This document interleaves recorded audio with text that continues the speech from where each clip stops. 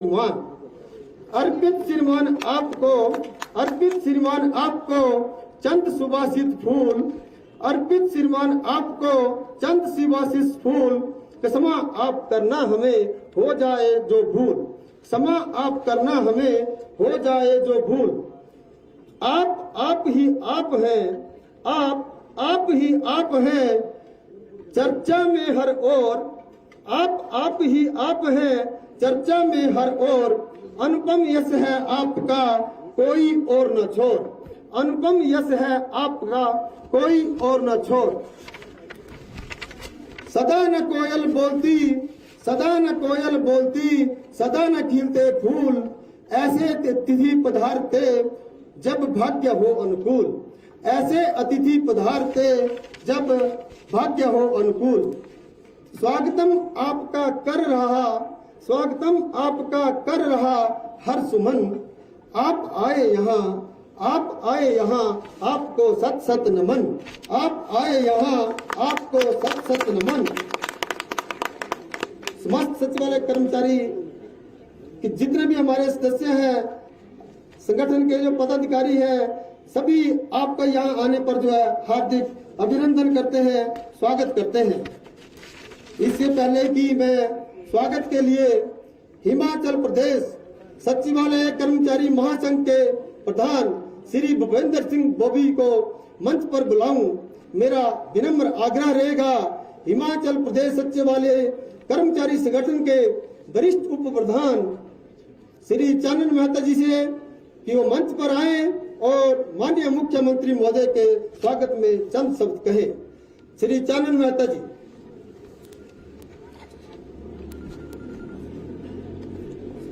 सभी को मेरा नमस्कार।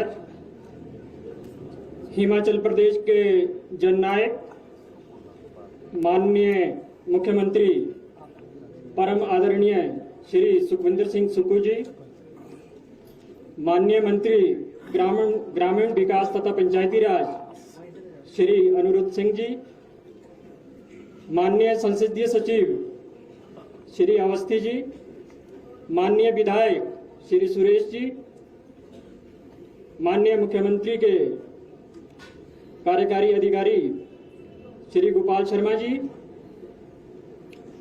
सचिवालय प्रशासन विभाग के संयुक्त सचिव श्री सुरजीत राठौर जी, अन्य अधिकारीगण, हिमाचल प्रदेश सचिवालय सेवाएं कर्मचारी महासंघ के प्रधान श्री भूपेंद्र बॉबी जी, सचिवालय के अन्य कर्मचारी संगठनों के सभी पदाधिकारीगण, यहाँ पर आए सभी पत्रकार बंधु तथा कर्मचारी साथियों, आज बहुत ही खुशी का दिन है। हिमाचल प्रदेश में आदरणीय श्री सुखविंदर सिंह सुक्खू जी के नेतृत्व में नई सरकार का गठन हुआ है। इसी उपलक्ष्य में सचिवालय के प्रांगण में आज माननीय मुख्यमंत्री के सम्मान में इस सम्मान सभा का आयोजन किया गया है। हम माननीय मुख्यमंत्री महोदय तथा उनके साथ आए सभी गणमान्य जनों का यहां आने पर हार्दिक अभिनंदन करते हैं, स्वागत करते हैं।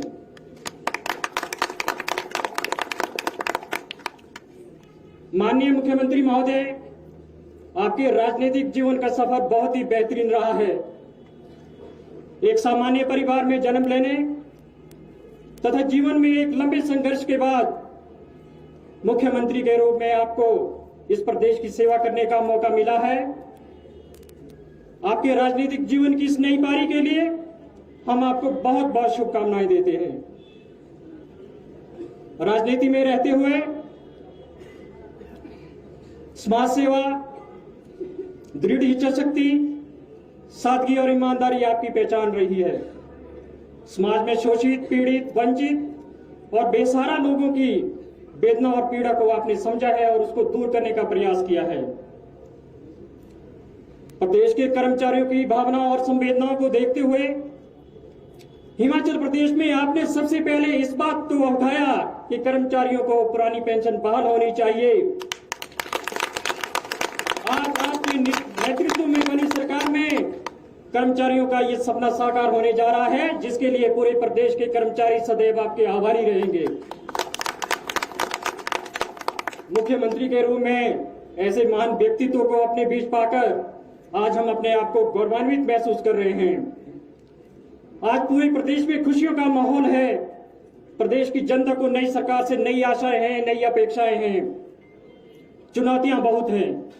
प्रदेश की माली हालत ठीक नहीं है, संसाधन सीमित हैं, लेकिन उसके बावजूद भी हमें पूर्ण आशा है कि माननीय मुख्यमंत्री महोदय अपने कुशल नेतृत्व से, अपने लंबे राजनीतिक अनुभव से इन सभी चुनौतियों को पार करके प्रदेश में विकास को एक नई दिशा देंगे।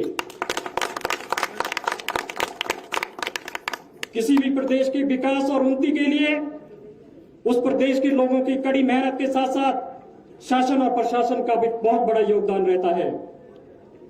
सचिवालय कर्मचारी प्रशासन की एक महत्वपूर्ण इकाई है।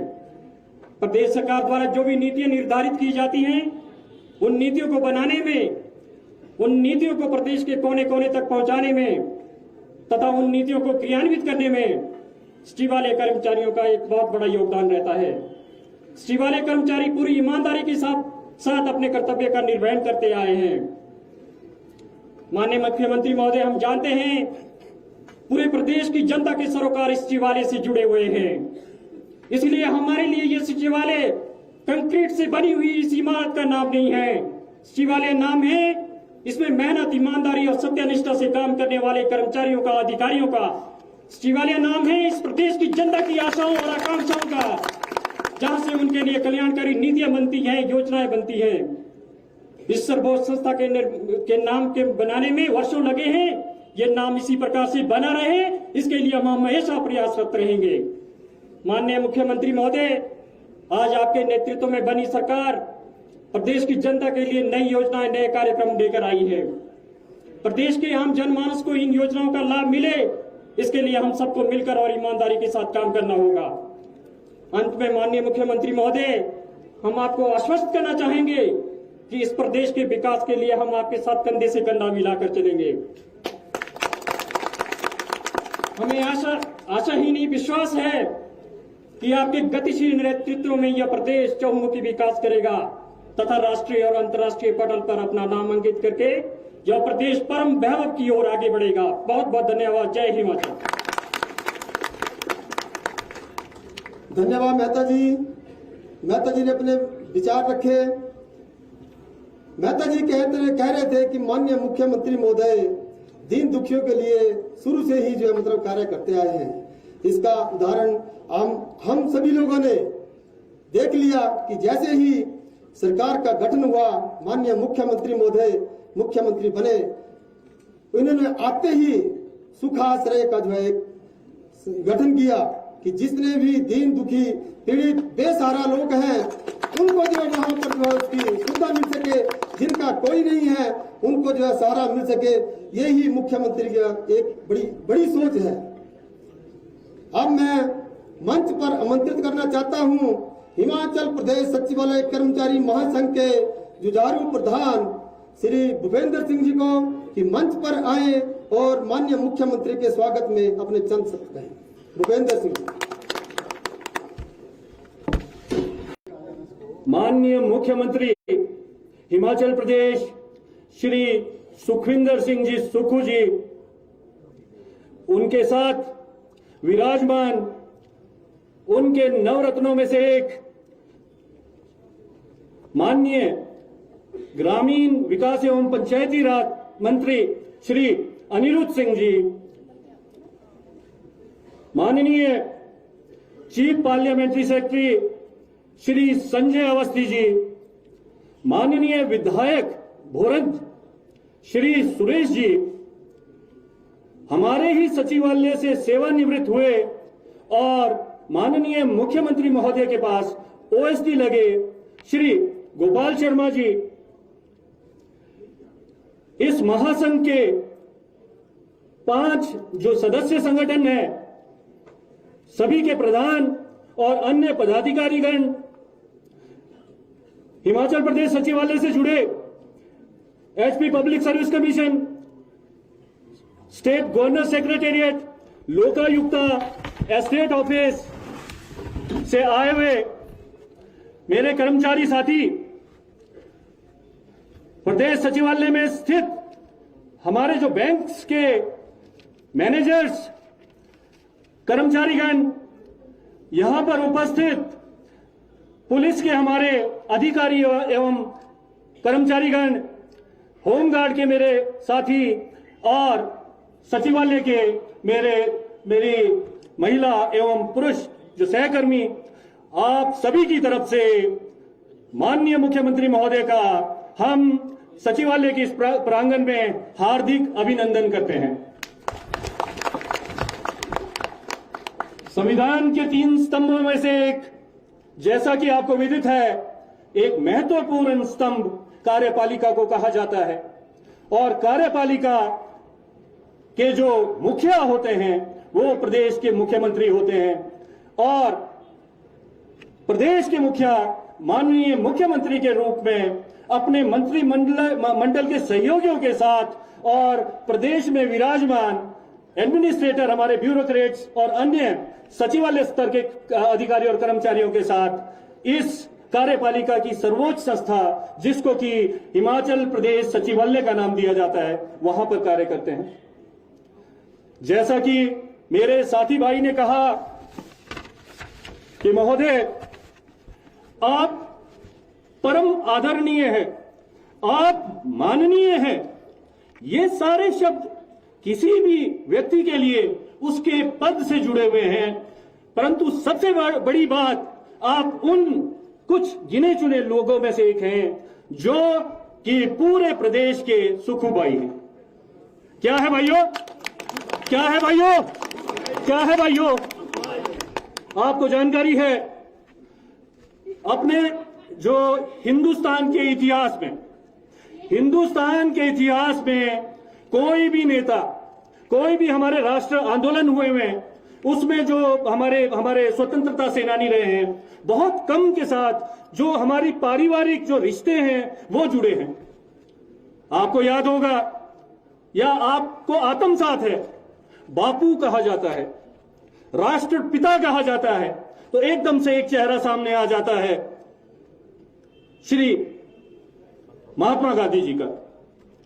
चाचा कहा जाता है, चाचा नेहरू कहा जाता है, एकदम से आपके जहन में एक व्यक्तित्व का जो चेहरा और नाम याद आ जाता है, पंडित जवाहरलाल नेहरू।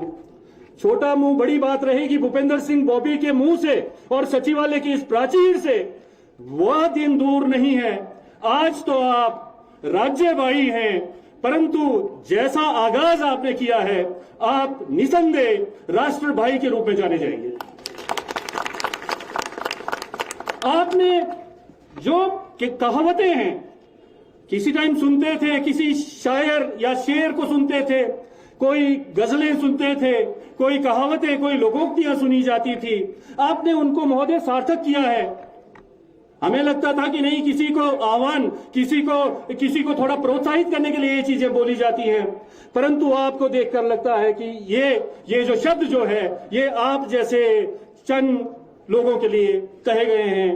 सुना था कि कौन कहता है आसमां में सुराख नहीं हो सकता, कौन कहता है कि आसमां में सुराख नहीं हो सकता, एक पत्थर तो तबीयत से उछालो यारो। और माननीय सुखविंदर जी सुखू, इन्होंने 1984 में अपने राजनीतिक स्टूडेंट जो राजनीति है उसकी शुरुआत की थी, और बड़े ही अचंभित होने वाला विषय है, जिस सचिवालय में ये सचिवालय के मुखिया बन के आए हैं, इसी छोटा शिमला के आसपास गवर्नमेंट सीनियर सेकेंडरी स्कूल छोटा शिमला होता था, ये उसके स्टूडेंट रहे हैं। यही संजौली में गवर्नमेंट आजकल सेंटर ऑफ एक्सीलेंस संजौली है, ये वहां पर भी स्टूडेंट रहे हैं। और इसी शिमला में समर हिल में इन्होंने जो मेन एनएसयूआई, वैसे तो एनएसयूआई की शुरुआत संजौली कॉलेज के दिनों में से ही शुरू हो गई थी, परंतु जो इन्होंने उसको निखारा और उसको आगे जो अपना बेस बनाया वो हिमाचल प्रदेश विश्वविद्यालय से शुरू हुआ। और ये वो व्यक्ति हैं जो इसी जो 8 किलोमीटर के विसिनिटी में अपने विभिन्न स्तरों, विभिन्न संगठनों में अपने लीडरशिप की प्रतिभा को फैलाते हुए आज इसी प्रदेश सचिवालय में एक मुखिया के रूप में आए हैं। हम गौरव से अभिभूत हैं इस विषय के लिए। महोदय, आपके चेहरे पे ये जो मुस्कान है, आपके चेहरे की ये जो मुस्कान है, वही तो हमारे दिलों की जान है। और आप ही हमारे इस राज्य की शान।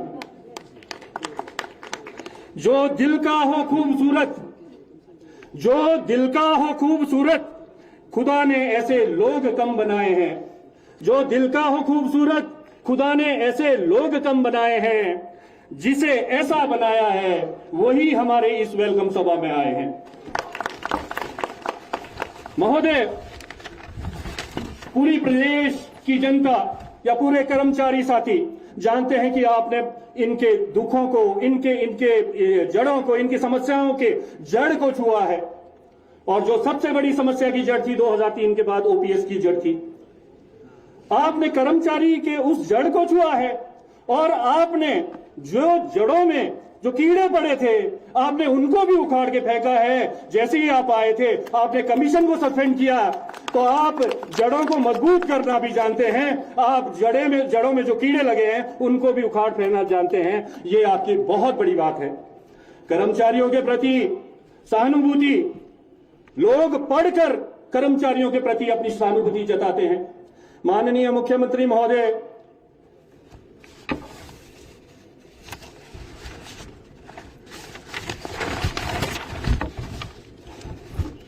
आपका जब जन्म हुआ था, आपको पता था कि आपके परिवार में ही एक कर्मचारी, एचआरटीसी के बहुत धुरंधर कर्मचारी, वो आपके पिताजी के रूप में उपस्थित थे। आपने बाल्यकाल से ही कर्मचारियों की आपने फैसिलिटीज भी देखी और आपने मुसीबतें भी देखी। और आपने ये देखा कि दूर के डोल सही में सुहावने होते हैं। कर्मचारी सिर्फ दूर से वेल सूटेड बूटेड नजर आता है, परंतु अगर कोई उसके दिलों में जाके, तो कर्मचारी अपना जो गोल्डन पीरियड है, जो कि 18 साल की उम्र से शुरू होता है, अपना गोल्डन पीरियड अपनी सरकारी सेवा में दे देता है।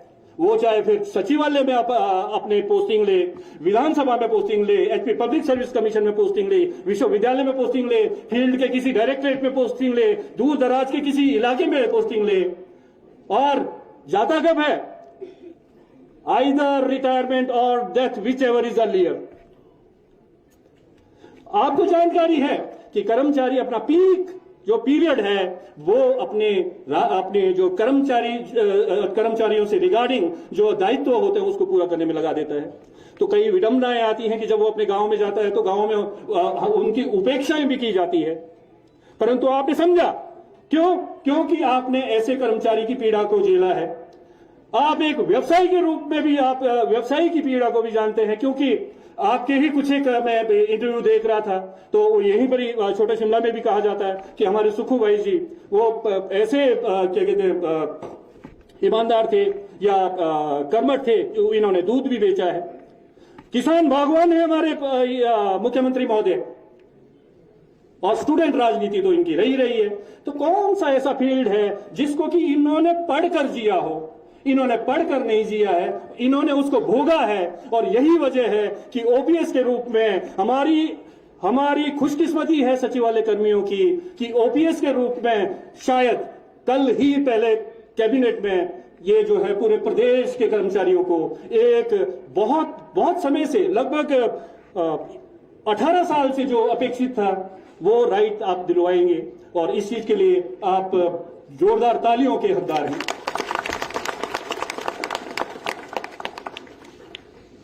कई बार एक प्रधान के रूप में महोदय, एक प्रधान के रूप में प्रधान होना भी गौरवान्वित करता है।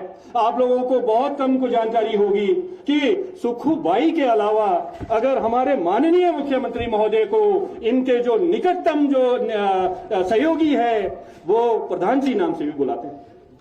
तो थोड़े दिल के लिए ही सही, थोड़े टाइम के लिए ही सही, एक तसल्ली होती है कि प्रधान पद जो है हमारे साथ भी जुड़ा है। और ये गुडविल जो है आपकी, उसकी अगर हम किंचित मात्र और आपका जो कैलिबर है उसका रत्ती भर भी हम उसको फॉलो कर लें तो हम अपने आप को धन्य मानेंगे।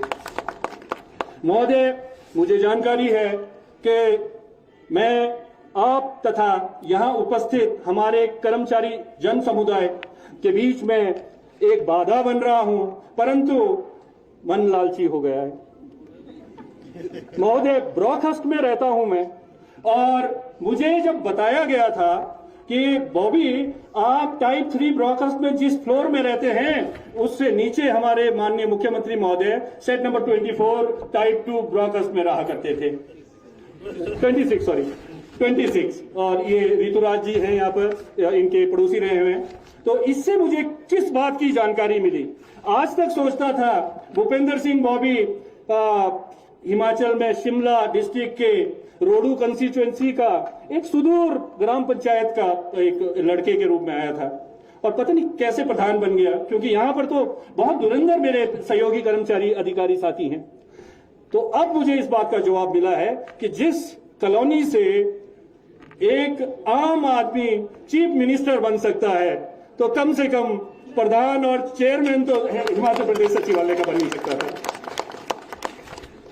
महोदय, बहुत ज्यादा नहीं कहूंगा, परंतु आपको इतना जरूर बताऊंगा कि पीक मोमेंट्स में सचिवालय कर्मी एक अनसंग हीरो रहता है।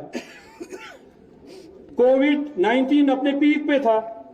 24 मार्च 2020 को संपूर्ण लॉकडाउन लग गया था। हमारे जो मीडिया के बंधुवर, ये कोरोना वॉरियर्स थे, through out state, through out country थे। हमारे पुलिस के जवान, ये तो मल्टीपर्पज वर्कर के रूप में इन्होंने काम किया। मेडिकल के हमारे जो हैं उन्होंने मल्टीपर्पज के रूप में काम किया, और हमारे सफाई कर्मचारी हैं, बल्कि हमारे जो बैंकिंग क्षेत्र के हैं, इन्होंने भी ये कोरोना वॉरियर्स के रूप में काम किया। परंतु ये जो अनसंग हीरो है, ये जो अनसंग जो हीरो सचिवालय के हैं, हमारी तारीफ कभी नहीं हुई और ना ही हम चाहते हैं। आपकी जानकारी में हम लाए कि उस टाइम जो स्टेट लेवल का डिजास्टर मैनेजमेंट सेल मैनेज अगर कहीं से हो रहा था तो प्रदेश के सचिवालय से हो रहा था, और प्रदेश सचिवालय से ही जो हमारे यहां पर जो कर्मचारी 2-2.5 हजार कर्मचारी है, हर दिन 150 कर्मचारी रोटेशन बेसिस पे उस पीक कोविड में भी राउंड द क्लॉक जो है अपनी सेवाएं दे रहे थे।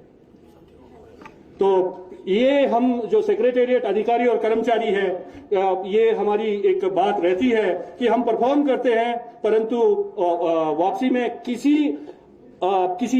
कुछ आस नहीं रखते हैं। हमारी तो हमेशा से ही एक इच्छा रही है और इच्छा शक्ति रही है कि कभी भी प्रदेश सचिवालय का नाम, प्रदेश सचिवालय के कर्मचारियों का नाम, प्रदेश के अलग अलग डिपार्टमेंट के कर्मचारियों का नाम हमेशा ईमानदारी के लिए जाना जाए, हमेशा सत्यनिष्ठा के लिए जाना जाए, और हमेशा अपने कर्तव्य के पालन के लिए जाना जाए। मैं एक बार पुनः आप और माननीय मुख्यमंत्री के बीच में ज्यादा दीवार नहीं बनूंगा। एक बार पुनः मैं आपका हार्दिक अभिनंदन करता हूं, और समस्त सचिवालय स्टाफ की तरफ से ये आपको आश्वस्त करना चाहता हूं कि जैसा परफॉर्मेंस आज तक हमारा रहा है, right from the getting the statehoodness of this state, आगे भी आपके रहनुमाई में हम दिन दुगनी रात चौगनी उन्नति करेंगे और राउंड द क्लॉक अपना परफॉर्मेंस देंगे। जय हिंद, जय हिमाचल।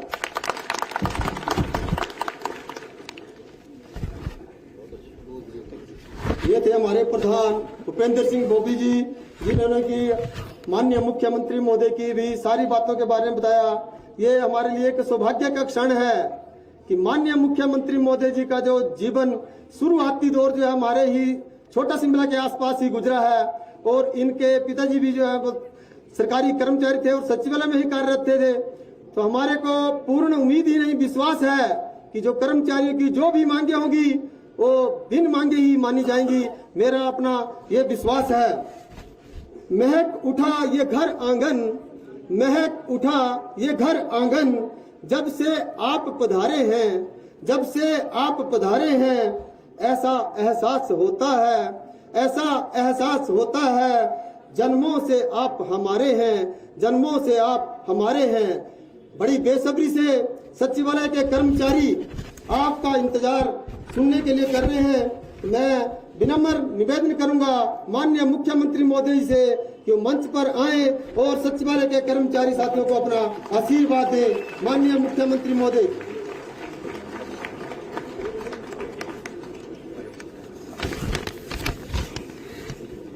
सम्मानित हमारे साथ बैठे ग्रामीण विकास मंत्री अमरूद सिंह जी, सम्मानित हमारे मुख्य संसदीय सचिव संजय अवस्थी जी, भोरन से हमारे विधायक सुरेश कुमार जी, सम्मानित सचिवालय के प्रधान भूपिंदर सिंह बॉबी जी, जैसे मेरा नाम सुखविंदर सिंह था तो सुखू लग गया, आपके नाम के आगे भी बोले। चानन मेहता जी, महेश कुमार जी, गोपाल जी, प्रहलाद जी, चमन जी, रविंदर सिंह मिया जी, सभी सम्मानित सचिवालय के मेरे परिवार के सदस्य, पूरा हिमाचल प्रदेश मेरा परिवार है और मेरा घर सचिवालय है।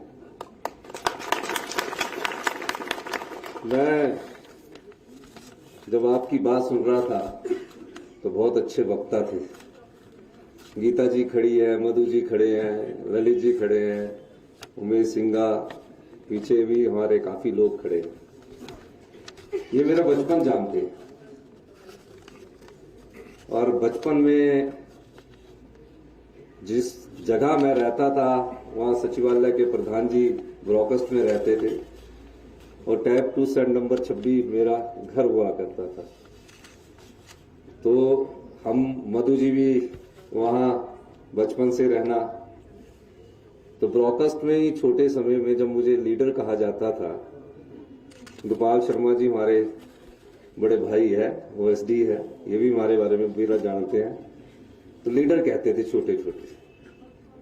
क्योंकि मैं ये बात इसलिए आपके साथ अपने आप को शामिल करना चाहता हूं, इस सचिवालय का मैं काउंसलर रहा हूं, यानी कि राजभवन से लेकर विकास नगर तक का मैं पार्षद रहा हूं। और पार्षद रहने से पहले कई साथी मेरे यहाँ अंडर सेक्रेटरी बने हैं, कई एसओ है, कई कुछ है, वो मुझे सब जानते हैं। तो मेरी जो शिक्षा हुई, जब मैं अपने घर में हूं तो अपने घर के सदस्यों से बात कर रहा हूं, तो वो हाई स्कूल था, कुसुमटी स्कूल था, उसमें से गोपाल जी भी वहीं पढ़े, आईएएस बने, मधु जी भी भाई फोर्ट में पढ़ी। तो मैं वहां से अपना जीवन स्टार्ट किया। 1977 में जब शांता कुमार जी मुख्यमंत्री हुआ करते तो एक सचिव हड़ताल हुई, पूरे स्कूल बंद हो गए, तब हम स्कूल में पढ़ा करते थे, तो हम भी उस हड़ताल में शामिल हो गए। फिर उसके बाद गवर्नमेंट कॉलेज शिमला में पीयूसी की क्लास थी। अब जब 10th के पेपर देते थे तो माता जी कहते थे कि काम करो, उसमें एक रिवाज था, अब 75 80 की बात है, नौकरी करो।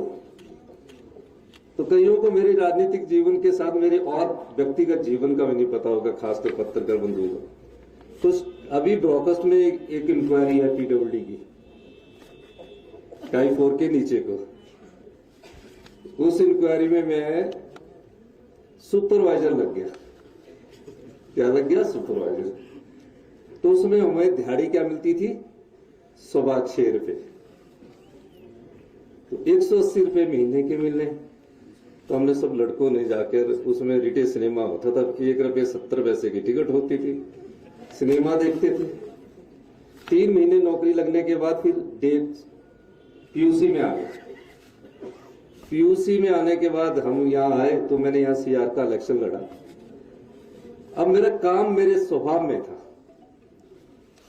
तो कॉलेज में, डे कॉलेज में था, तो मैंने सोचा कि अब इतने पैसे उसमें मिलते भी नहीं थे, तो मैंने एक शिमला म्यूनिसिपल कॉर्पोरेशन में वाटर कंप्लेंट की नौकरी की। उसमें क्या होता था कि सुबह 6 बजे से 9 बजे तक आपने पानी की शिकायतें आती थी, मेरे पानी नहीं आ रहा है, यहाँ पानी नहीं आ रहा, उसमें पानी की बड़ी समस्या होती थी। और शाम को 6 से 9 बजे फिर होती थी। तो वो लेके हमें पैसे मिलते थे और हम अपना खर्चा चलाते थे। ये जीवन में हमारे स्वभाव में था। पीयूसी की यूनिवर्सिटी की फीस भी भरी है एमएससी इनके एमएससी की फीस भी मैंने भरी है, तो समय के थे तो मैं काम करता था और सीआर बना पीयूसी में। उसमें पीयूसी होती थी +1 स्टार था। फर्स्ट ईयर में भी सीआर बना और सेकंड ईयर में मैं गवर्नमेंट कॉलेज शिमला का जनरल सेक्रेटरी बना। एक ही कॉलेज हुआ करता था जहां ठियोग से, चौपाल से, सब करसोग से, सब जगह से बच्चे आते थे और हम सब लोग, मैं उसमें जनरल सेक्रेटरी बना। फिर मैं एक प्रेसिडेंट बना कॉलेज का। जो कमिश्नर थे अभी हमारे लॉ जोगिंदर चौहान जी, उन्होंने मेरे खिलाफ चुनाव लड़ा और मैं यहाँ प्रेसिडेंट बन गया। प्रेसिडेंट बनने के बाद एक दूध की एजेंसी हमें मिली, हम उसमें दूध भी बेचने लगे सुबह, और उसी समय मुझे कांग्रेस पार्टी के स्टेट का एनएसयूआई का प्रेसिडेंट बना। और उसके बाद मैं यूनिवर्सिटी में लॉ में जब मेरी एडमिशन हुई तो डीआर बना। मैं डीआर होता है डिपार्टमेंट रिप्रेजेंटेटिव। और अगली बार भी मैं इलेक्शन लड़ा तो चुनाव हार गए प्रेसिडेंट का। ये हमारे रणधीर शर्मा जी अभी बिलासपुर से एमएलए बने, ये भी हार गए। हम दोनों इकट्ठे लड़े। वहां एसएफआई कम्युनिस्ट पार्टी के आदमी चुनाव लड़े, चुनाव जीते। तो उस समय 92-93 की बात है, काउंसलर के चुनाव आ गए। काउंसलर के चुनाव से पहले एक बड़ी विचित्र बात हुई कि 85-86 में कारपोरेशन शुरू हुई। हमने यहाँ छोटा शिमला से एक इंडिपेंडेंट खड़ा किया, यशपाल गुप्ता जी को, और जो पुराने साथी यहाँ खड़े हैं उनको हमने चुनाव लड़ाया और मेयर का यहाँ हम चुनाव जीते। फिर मैं खुद काउंसलर का चुनाव लड़ा और मैं काउंसलर छोटा शिमला से बना। तब ये सचिवालय यहाँ राजभवन से लेकर ये हमारा पिछला वाला रेस्ट हाउस से लेकर नीचे तक हुआ था। मजीठा हाउस, साधना घाटी, सारे नाम मुझे, विकास नगर, ये सब लोग आप लोग जानते हो। फिर मैं काउंसलर का चुनाव लड़ा 98 में। मैं फिर काउंसलर का चुनाव लड़ा। 2003 में मुझे कांग्रेस पार्टी से विधायक बनने का मौका मिला। उससे पहले मुझे यूथ कांग्रेस का प्रेसिडेंट बना और मेरा घर 50 साल यहीं से छोटा शिमला से। मैं इसलिए आपके बात कर रहा हूं। तो सचिवालय मेरे घर की तरह है। सचिवालय में करने वाले कर्मचारी भी मेरे घर की तरह। मैं अपने जीवन काल के जिस भी मोड़ पर रहा, उसमें ऐसा होता था कि नौकरी की बड़ी बात होती थी। हमारी माता जी भी कहती थी नौकरी लग जाओ फटाफट, आप फटाफट अपनी नौकरी का इंतजाम कर दो, आपकी सरकार है। होता ना कि घर में नौकरी, मेरी बहन नौकरी सरकारी लगी, वो भी मेरा सब बड़े भाई एयरफोर्स में चले गए, तो मैं बेला रह गया। तो बोलते इसने कुछ नहीं करना है, माँ बाप बोलते इसने कुछ नहीं करना है। तो काउंसलर बन के भी कुछ नहीं होता है। और जब मैं एमएलए बन गया तो मेरे उसके बाद मेरे पिताजी का देहांत हो गया। हम युवा कांग्रेस के अध्यक्ष थे, एनएसयूआई का अध्यक्ष स्टेट का। फिर 10 साल में युवा कांग्रेस का अध्यक्ष रहा। फिर 10 साल में एमएलए रहा। जब मैं एमएलए नहीं रहा तो इस कांग्रेस पार्टी ने मुझे कांग्रेस पार्टी का प्रदेश का अध्यक्ष बनने का मौका दिया और मैं प्रदेश का अध्यक्ष बना। 2017 में मैं एमएलए बना और 40 साल बाद मुझे इस चुनावों में वीरभद्र सिंह जी के देहांत के बाद 40 साल तक वो कैंपेन कमेटी के चेयरमैन थे और मुझे ये मौका मिला और मैं एक आम परिवार से उठकर आज आपके बीच में एक मुख्यमंत्री के तौर पर। ये बात मैं क्यों कह रहा हूं? यानी कि मन में अगर आपके भाव हो, दृढ़ संकल्प हो और लक्ष्य की प्राप्ति के उद्देश्य प्राप्त करने में, कभी मंत्री नहीं रहा जिंदगी में और 10 साल में काउंसलर रहा, उसमें बड़ी कमेटियां बनती थी, मैं कभी कमेटियों का सदस्य भी नहीं बनता था। उस समय भी मैं बोलता था मैंने नहीं बनना, बनाते थे मुझे, मैं नहीं रहा। पर मेरे मन में एक निश्चय था, स्वभाव में काम था, सेवा मेरे दिल में थी। तब हमको तो जब हमारा समय था तो लड़कियां बेचारी अकेली नहीं जाती थी, उनके साथ भेजा जाता था, एक लड़का जाए उनको ऊपर तक छोड़ाए। उस समय का समय बता रहा हूं मैं। तो हमने निश्चय किया कि हमने राजनीतिक जीवन को अपनाना है। राजनीतिक जीवन का मकसद क्या था? पैसा कमाना नहीं था, सेवा भाव थी। और आज मैं दावे के साथ कह सकता हूं, मैंने कहा है कि हम सत्ता के लिए नहीं आए हैं, हम व्यवस्था परिवर्तन में आए। उसमें आप लोगों का साथ चाहिए। हमारी पहुंच आम आदमी तक पहुंचे, हमारी पहुंच गरीब की आवाज को सुने, ये हमारी ताकत आपके माध्यम से होगी। 3 महीने के बाद जो बजट आएगा, आप पाएंगे कि ये परिवर्तन का दौर चल रहा है। इस परिवर्तन के दौर में समाज के जो वंचित वर्ग है, वो हमारी सरकार की प्राथमिकता है। मुख्यमंत्री बनने के बाद मैं अपने घर सचिवालय में नहीं आया। मैं कहां गया? मैं उन 6000 बच्चों को, जिनके मां नहीं है, बाप नहीं है, किस प्रकार की जिंदगी जीते, मैं उन्हें देखने गया। क्या पाया? उनसे सीखा कि वो किस प्रकार का जीवन यापन करते हैं। एक बेड के ऊपर दूसरा बेड, तीसरा बेड। उन्होंने बोला नहीं, लेकिन उनके भाव को सीखा। मैंने आके चीफ सेक्रेटरी साहब से बात की। बड़े भारी नियम, बड़े भारी कागज, कि ये कागज, वो कागज, ये कागज। मुझे बड़ा दुख हुआ। मकसद, उद्देश्य सेवा करने का। हमने सब कागज किए और मैं सोशल वेलफेयर के अधिकारी, चाहे वो सुधा मैडम है या वो जो सोशल वेलफेयर के और अधिकारी थे, उनका साथ लिया, एक योजना बनाई। 2 साल में उनके जो रहने वाले घर होंगे, जैसे चीफ मिनिस्टर का ऑफिस होगा वैसे उनके कमरे होंगे। सरकार ही उनकी माता है, सरकार ही उनका पिता है। फिर बजट की बात आई। हम ऐसा करते, हम ऐसा करते। हमने कहा कुछ नहीं करना। आप 100 करोड़ रुपया इस कोष में रखिए।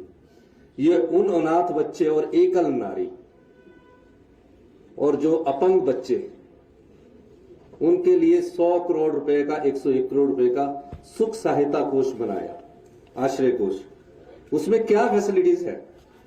वो किसी भी स्कूल में जिस तरह अपना बच्चा पढ़ता है उस प्रकार की सुविधाएं हैं। और जब वो सर्दियों में एलटीसी में आप घूमने जाते हैं, उनको हमने तय कर दिया है कि उनको 3 स्टार में जाएंगे। जिस प्रकार अपने बच्चे को ट्रेन में 2nd क्लास में जाते हैं, बाई एयर जाएंगे और हर साल 15 दिन वो अपने सुख के साथ वहां जाएंगे और उनके साथ जाएंगे। और मुझे खुशी है कि जहां सरकार के पैसे की बात नहीं, और लोग भी उसमें दान कर रहे हैं।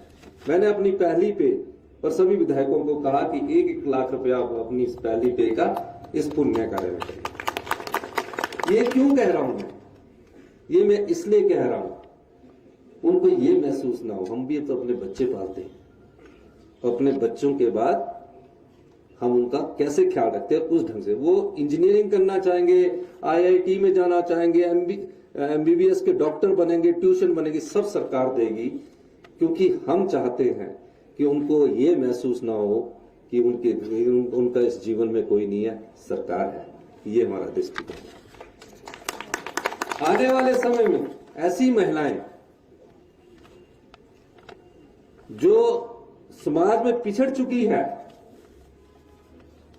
जो विधवा हो चुकी है, जो अपना जीवन यापन भी बड़ी मुश्किल से करते हैं, उनके लिए भी हम योजनाएं लेके आए।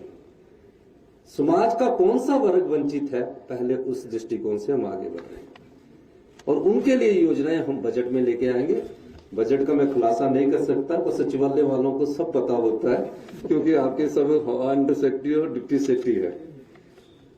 इसलिए हम हमारी सहजता और हमारे संवेदनशीलता उस समाज के उन वर्गों के लिए है जो गांव में रहते हैं। गांव की आर्थिक की स्थिति कैसे मजबूत हो, 90% से लेकर लोग हम गांव में रहने वाले लोग हैं। शिमला हमारा दूसरा घर है, धर्मशाला हमारा दूसरा घर होता है, पर हम गांव में जरूर रहते हैं, गांव की जड़ों से जरूर जुड़े होते हैं। गांव में हम खेती बाड़ी भी करते हैं, पशुपालन भी करते हैं। इस दृष्टिकोण से भी हम चाहते हैं कि गांव की आर्थिक व्यवस्था को कैसे मजबूत किया जाए, इस दृष्टिकोण से भी हमारी सरकार काम कर रही है। जब ग्रामीण अर्थव्यवस्था बढ़ेगी तो हमारे साधन बढ़ेंगे। हमने कहा कि गांव का किसान प्राकृतिक खेती की तरफ कैसे जाए, तो हमने पशुपालन डिपार्टमेंट के माध्यम से एक नीतिगत फैसला किया कि जो गांव में गाय पालने वाला है, गाय को छोड़ देते हैं, भैंस को छोड़ देते हैं, जब अपना मतलब निकल गया तो छोड़ दिया, पर उनको कैसे हम उनकी भी कैसे सेवा की जाए। हमने एक योजना लेके आ रहे हैं जो आने वाले समय में आपको प्रत्येक गांव का जो पशुपालक होगा, हम गाय का दूध, हमने गारंटी योजना के तहत कहा है कि 10 किलो हम गाय का दूध सरकार खरीदेगी। और रेट क्या देगी? हम फैट से नहीं रेट देंगे, हम 80 रुपए किलो के हिसाब से गाय का दूध खरीदेंगे। अब बाजार में कितने का बिकेगा? वो तो 60 का ही बेचेंगे, लेकिन 80 रुपए क्यों देंगे? और भैंस का दूध हम 100 रुपए किलो के हिसाब से दे देंगे। क्यों देंगे? हम हजारों करोड़ रुपया इंडस्ट्रीज को लाने के लिए देते हैं, लेकिन ग्रामीण अर्थव्यवस्था को मजबूत करने के लिए हम पैसा खर्च नहीं करते। मैंने पाया है, महसूस किया है, गांव की माताएं, गांव के हमारे जो बुजुर्ग हैं, वो सुबह दूध दूधते हैं, फिर भी उनको सस्ता दूध बेचना पड़ता है। हमने कहा कि इनकी एक इश्योर्ड इनकम हो, परमानेंट इनकम हो। अगर 80 रुपए के हिसाब से हम 10 किलो दूध रोज सरकार खरीदती है तो 800 रुपए का दूध एक दिन का होगा और महीने का 24,000 का होगा। और भैंस का दूध कितना होगा? 100 रुपए के हिसाब से 1,000 रुपए का 30,000 रुपए। जब 30,000 और 24,000 रुपया काम करने के बाद उस परिवार को मिलेगा, उसका जीवन भी अच्छा उज्जवल होगा और वो गाय भी पालेगा, भैंस भी पालेगा, नेचुरल खेती की तरफ भी जाएगा। तो हजारों करोड़ रुपया हमारा नेचुरल खेती की तरफ जाता है। कई लोगों को ये सपना लगता है, लेकिन हम अपने कर्तव्य का पालन करना भी जानते हैं और दायित्व निभाना भी जानते हैं। अब रही कल हमारी कैबिनेट बैठक है। अब जो सीनियर है मेरे समय के, उनको तो सबको पेंशन मिलती है, जैसे गीता जी हो गई, मधु जी हो गई। जो बेचारे नए आए हैं, जिनके 2003 के बाद आए, उनको पेंशन नहीं मिलेगी। तो जिनको पेंशन मिलती है वो तो थोड़े से अकड़ में रहते हैं ना कि हमें तो मिलनी है, हमें तो मिलनी है। लेकिन पेंशन कारण क्या था? अर्की में हम विधानसभा चुनाव लड़ रहे थे, मैंने पहली बार कहा कि हम ओल्ड पेंशन स्कीम में लाए। क्यों कहा? ये नहीं कि आपसे हमको वोट चाहिए था, ये नहीं कि आपसे हमको ये चाहिए था कि आप वोट डालेंगे, ये नहीं था मकसद। मकसद था सामाजिक सुरक्षा देना, स्वाभिमान देना। क्या था? स्वाभिमान क्यों देना आपको? वो स्वाभिमान क्योंकि अब परिवार जो है जनरेशन चेंजिंग की तरफ जा रहे हैं। पहले लड़की को छोड़ने के लिए लड़का जाता था, आजकल लड़कियां भी इतने चले गए हैं कि जनरेशन चेंजेस आ गई है। तो आजकल बच्चे कभी अमेरिका चले जाते हैं, फिर आते नहीं है, बुजुर्ग अकेले रह जाते हैं। रिटायरमेंट के बाद अगर आपको इकट्ठा पैसा होता है तो आप कोई बड़ी गाड़ी खरीद लेते हैं, बड़ा सा घर बना लेते हैं और वो पैसा खर्च हो जाता है। और एक ऐसी स्थिति आ जाती है कि आपके पास पैसा नहीं रहता। सरकारी नौकरी, बड़े बड़े अफसर भी हमने देखे। हमने उस स्वाभिमान को कहां से पाया? मेरे माता जी है, वो पढ़े लिखे नहीं है, उसमें पढ़ाई होती नहीं थी, आजादी से पहले की है, पांचवी पढ़े हुए, पर अनुभवी है। और अनुभव ही सबसे बड़ा ज्ञान होता है। तो जब भी हम जाते थे तो वो अपनी यहां से एक जेब होती थी, वहां से निकाल के हमें 500 रुपया दे देते थे। तो मैं पूछता था कि आपके पास? कहते मुझे आपके पिता द्वारा छोड़ी हुई पेंशन लगी। तो स्वाभिमान की बात थी। तो मैंने सोचा यार, जब मेरी मदर अपने बच्चों पर निर्भर नहीं है, अपने बेटे पर निर्भर हो सकती है, बेटियों पर निर्भर हो सकती है, वो अपने पास अपना पैसा रखती है, तो हम अपने उन सरकारी कर्मचारी और अधिकारियों को जिन्होंने हिमाचल प्रदेश में विकास की गाथा लिखी है, हर सड़क पर सरकारी कर्मचारी और अधिकारियों का नाम लिखा है, हर बिल्डिंग पर हर सरकारी कर्मचारी और अधिकारियों का नाम लिखा है, उन्हें हम ओल्ड पेंशन में क्यों ना लाएं? मुख्यमंत्री बनने के बाद कई प्रकार के चर्चाएं होती रही कि पहली कैबिनेट में हमने कहा था, हम पर आरोप लगते रहे। मैंने पूरी तरह से समझा, पाया कि नहीं, कई अड़चने डालते हैं। आपको पता है अधिकारी कैसे होते हैं,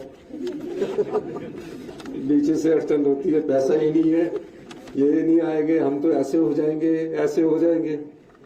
तो हमने भी तो पढ़ाई की है, अनुभव किया है, तो हमने भी अपना फार्मूला दिया और अंत में उस फार्मूले में हमें सफलता मिली। जो फाइनेंस सेक्रेटरी होते हैं उनका दायित्व होता है कि पैसा कैसे करें। इतना कर्जा ले लिया आपने 75,000 करोड़ का, सरकारी कर्मचारियों के आपके 5,000 करोड़ के एरियर तक नहीं दिए। हमारी कहीं ना कहीं अव्यवस्था है, इसलिए व्यवस्था परिवर्तन करनी है। तो उस दृष्टि से कि ये हम इनको मॉनिटरिंग बेनिफिट नहीं दे रहे, आपको स्वाभिमान दे रहे हैं, आपकी सामाजिक सुरक्षा दे रहे हैं। इस दृष्टिकोण से कल हम कैबिनेट में ये बड़ा फैसला करने जा रहे हैं। जब अधिकारियों ने कहा कि 8,000 करोड़ केंद्र सरकार के पास फंसा है, आप कैसे करोगे? मैंने कहा कि आप आगे 8,000 जाने दीजिए, आप आगे का रोकिए, पिछला रोक दीजिए। कहा कि फिर हमें साधन बनाने पड़ेंगे। मैं फैसला नहीं करना चाहता था, लेकिन अपने सरकारी कर्मचारी और अधिकारियों को पेंशन देने के लिए जो भारतीय जनता पार्टी ने, मैं बोलना नहीं चाहता, 900 संस्थान खोले, अगर हम वो खोल देते पूरा प्रदेश की व्यवस्था चरमरा जाती। 900 संस्थान ऐसे शिक्षा संस्थान नहीं है, सीएससी खोल दी, आपके एक्शन के ऑफिस खोल दिए, उनको चलाने के लिए ही 5,000 करोड़ की जरूरत होती। मैंने बैट भी इन्होंने कम किया, फिर भी जनता ने उन्हें द्वारा वापस नहीं लाया। इसका मतलब है कि हिमाचल की जनता और हिमाचल की मतदाता बहुत जागरूक है, पढ़ा लिखा है। हमने फैसला किया कि हम 3 रुपए, हमने पता किया उत्तराखंड, जम्मू कश्मीर, पंजाब, हरियाणा में डीजल महंगा है और हिमाचल में बहुत सस्ता है। हमने 3 रुपए डीजल के बढ़ाने का फैसला किया। और एकदम आप लोगों से ये मैं कहना चाहता हूं कि कल से आपके पेंशन के ओल्ड पेंशन के पैसों का भी इंतजाम हमने कर दिया। अब जो रिटायर होगा उसको पेंशन मिलेगी, और क्या मॉडलिटीज होनी है वो आप लोगों के साथ बैठ के सबको मिलेगी। और जो एरियर है उसके लिए अभी आपका समय लगेगा। तो अभी मैं मानता हूं, लेकिन आप सब चीज जानते हैं, मुझसे ज्यादा जानते हैं, लेकिन मैं आपको वादा करता हूं, आपने हमें 5 साल का मौका दिया, हम ऐसी व्यवस्था लाएंगे कि 3-4 साल में आप सब अपने आप को खुशी महसूस करेंगे। हम अपने लिए नहीं है, हम अपने साधन बढ़ाने के लिए नहीं आए हैं, हम सेवा की राजनीति में विश्वास करते हैं। कड़े फैसले भी होंगे, कर्तव्य का पालन भी होगा, दायित्व भी निभाया जाएगा और आपसे मदद भी मांगी जाएगी। इसलिए सचिवालय मेरा घर है, पूरा प्रदेश मेरा परिवार है। तो घर वाले जो लोग हैं वो हमें अच्छी इनपुट देंगे, तो मेरा मानना है कि हम हिमाचल प्रदेश की अच्छी सेवा करेंगे। एक बात और कहना चाहता हूं, अभी हिमाचल 75,000 करोड़ के कर्ज में, 10 साल बाद हिमाचल प्रदेश हिंदुस्तान का सबसे मजबूत प्रदेश है। ऐसी नीतियां हम लेके आए हैं। कोई आलोचना करे, हम ये सोचकर कार्य नहीं कर रहे हैं कि हमने राजनीति को अपना सेवा का माध्यम न मानकर और दूसरा माध्यम मानना है। हम ये सोचकर कार्य कर रहे हैं कि हिमाचल के 77 लाख लोगों की हर एक परिवार में जो बच्चा है उसकी भी कैसी सेवा की जाए और परिवार में सबको सुरक्षा का भाव हो। हिमाचल प्रदेश बहुत सुंदर प्रदेश है, बहुत सुंदर प्रदेश है। मैंने कई जगह गया हूं, कई यात्राएं की है, विदेश यात्राएं की है। मुझे संगठन के अध्यक्ष के तौर पर बड़ी बड़ी जगह जाने का मौका मिला, और जब भी मैं हिमाचल प्रदेश में आता हूं तो मैं सोचता हूं कि हमें अच्छी सुविधाएं मिलनी चाहिए। हम गुड गवर्नमेंट के लिए गुड गवर्नेंस करना चाहते हैं, अच्छे शासन के लिए अच्छे प्रशासन करना चाहते हैं। हम ईमानदार शासन और जानदार प्रशासन चाहते हैं। इस दृष्टि से हमने एनएचए वालों से पूछा, शिमला मटोर में छोटी छोटी चीजों से आपके काम रुके, छोटे छोटे 3-3 साल से। अगर हम इन रोडों को ही कम, शिमला से धर्मशाला ही हम डिस्टेंस शॉर्टर कर जाए तो आपका 500-700 रुपए का तो पेट्रोल ही बच जाएगा। ये छोटी छोटी जो कार्य आर्थिक प्रणाली पिछली 5 साल में रही है, उसको थोड़ा तीव्र गति प्रदान करने की जरूरत है, जिसमें आप लोगों का साथ चाहिए। हम फैसले लेंगे, अमेरिका जा रहे हैं, यहां जा रहे हैं, वो सब लोग यहाँ के पड़े। 5 इंडस्ट्रीज में हम ओपन पॉलिसी लाने जा रहे हैं, और आने वाले समय में हम इन्वेस्टमेंट पर नहीं विश्वास करते हैं। हम इन्वेस्टमेंट चाहते हैं कि प्रदेश में कम से कम इन्वेस्टमेंट आए और हमारे लोगों को वो पैसा मिले। जो पैसा हमारे पास आएगा वो आपका पैसा है, हम आपके पैसे को आप में ही बांटते हैं। तो इसलिए मैं आज आपके बीच में आया हूं। मेरा राजनीतिक जीवन इस सचिवालय के कुसुमटी स्कूल से शुरू होकर, ब्रोकस से शुरू होकर आज इस सचिवालय के मैं द्वारा पहुंचा, जैसे आप गोविंदर जी बोल रहे थे। और बड़े साधारण परिवार से हम लोग आए हैं, चाहे अनुज जी आए, मेहनत करके आए, अवस्थी जी आए, सुरेश जी आए। सुरेश जी ने पीएचडी की, 35 साल से हमारे साथ यूनिवर्सिटी में थे। इनको भी चौथी बार मौका मिला भगवान ने कि इनकी भी इस बार पेंशन लगा दी। 35 साल से ये कांग्रेस की राजनीति कर रहे थे, चौथी बार टिकट मिला, चौथी बार इनको टिकट दिलाया हमने। और पीएचडी की इन्होंने पीएचडी पॉलिटिकल साइंस में की। और आपको मैं हिमाचल प्रदेश विधानसभा का एक और चीज बता दूं, चाहे बीजेपी के विधायक है चाहे कांग्रेस के, सब बहुत पढ़े लिखे विधायक हिमाचल प्रदेश में आते हैं। तो ये अच्छी परंपरा है। आप लोग काफी देर से इंतजार कर रहे थे, मैं थोड़ा लेट हुआ, उसके लिए माफी चाहता हूं। आप सचिवालय का कोई भी अधिकारी सीधा मिल सकता है, किसी को कोई परेशानी, अपने गांव की समस्या से भी संबंधित सीधा मिल सकता है। आने की जरूरत नहीं है, थोड़ा समय लगेगा, मिल लेना, पर कार्य हो जाएगा आपका। किसी भी प्रकार से आना। आप मेरी बात सुन रहे थे, इस आशा के साथ मेरे घर के आप सदस्य हैं, आप हमारा साथ दीजिए। आपका बहुत बहुत धन्यवाद। जय हिंद, जय भारत। धन्यवाद माननीय मुख्यमंत्री महोदय। जिस तरह से आपके मन में सेवा भाव की भावना है और जिस कर्मठता के साथ आप काम करना चाहते हैं, पूरे सचिवालय के कर्मचारी साथी जो आपकी बातें सुनकर जो है गदगद हुए हैं, इसके लिए आपका बहुत बहुत धन्यवाद, बहुत बहुत आभार। सभी साथियों से मेरा निवेदन रहेगा कि इसके उपरांत थोड़ा सा मिष्ठान का प्रबंध किया गया है, तो सभी थोड़ा मिष्ठान लेते हुए फिर अपने अपने कार्य में चाहिए। धन्यवाद।